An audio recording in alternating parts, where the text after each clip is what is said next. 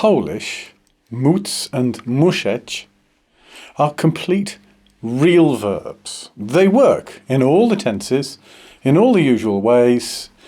They're usually used to operate other verbs. Musisz spać, możemy to zrobić, which is also true for can and must. But they are not the same. Can and must are not complete verbs. The first difference is there is no to. Remember, very early in the first film, we said that every verb in English starts with to.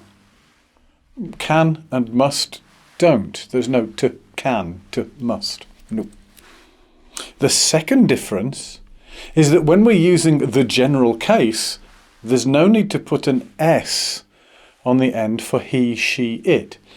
It's she can, he must. We also don't use any helper verbs for the negatives of the questions.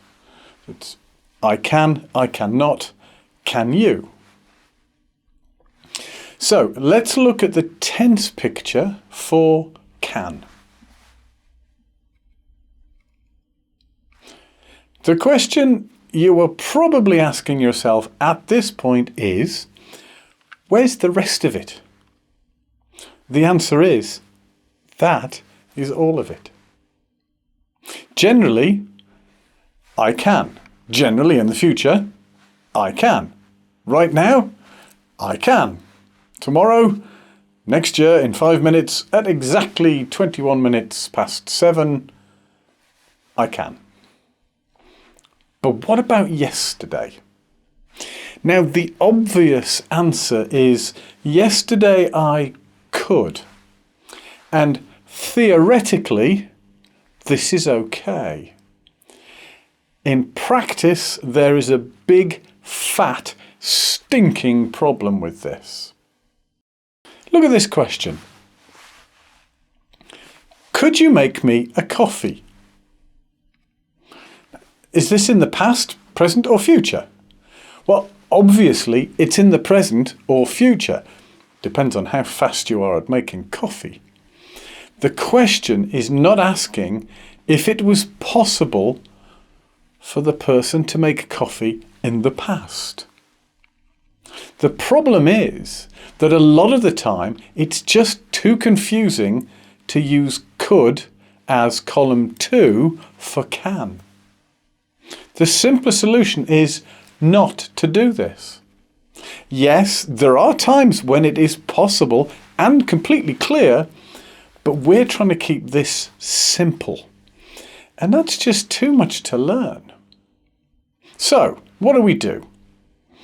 We look at what I can actually means. I can means I am able to. She can, she is able to. So, if we want to use it in the past, we simply say, I was able to. You could also use I have been able to, but it's not really necessary. It's always okay to use I was able to for the past of can. I know that this might upset the professors, but I'm getting used to that. Of course, if you ever want people to be 100% sure that you are talking about the future, you have the option to use I will be able to. For example, I will be able to finish the report, but not until tomorrow lunchtime. Now, there's one more thing that you need to know about can. The negative version, can't, is pronounced with a long R sound. So it's not can't, it's can't. Now, often in English, this sort of thing is not very important. This is one of the times when it really, very, truly, definitely, absolutely is. If I explain why, then we can't let children watch this film. So, let's move on to must. It's incomplete in exactly the same way that can is. So the tense picture looks like this. So again, we need something to use in the past. It's simple. We use I had to. Now, many people have a problem at this point because they were taught that there is a difference between I must and I have to. If I ever want to watch Polish people arguing, all I have to do is to ask them about the difference between I must and I have to. I can sit back for 10 minutes and let them get on with it. People have been taught a number of things about this. One popular version is that I must is external obligation and I have to is internal, or vice versa. Another is that must is stronger or weaker than have to. And there are probably others, but it doesn't matter because all of them, including the internal, external explanation, are 100% bullshit.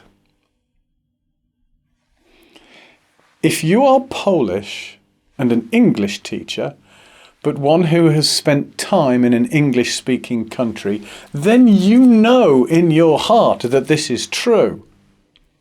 But you may still be teaching it to your students because that's what you were taught to teach them. Stop it. If you see exam papers with this nonsense in, complain to the examination board. It doesn't matter how much or how sincerely the salesman tells you that it's a thoroughbred racehorse with perfect teeth and a nice shiny coat. A donkey is a donkey. There is no difference. Here's the proof. Today I must. Yesterday I had to. There is no way to use must in the past tense. There isn't even something like could to cause confusion or uncertainty. It's very simple. Generally, now, I must. I have to. I must in the future. I must or I will have to. I was obliged to in the past. I had to. There's also the option of I have had to in the general past, but once again, it isn't really necessary, so don't bother. So, to use can and must as questions in the present and future is very simple. I can. Can you? I must. Must you? And there's no problem with using them in the past because we can't. I was able to. Were you able to? I had to. Did you have to? Okay. Here's a quick summary of the yes-no questions. We have the ones from the picture. Do, does, am, are, is, have and has, was, were and will. Then 8 more. Could, would, may, shall, should, might, can and must.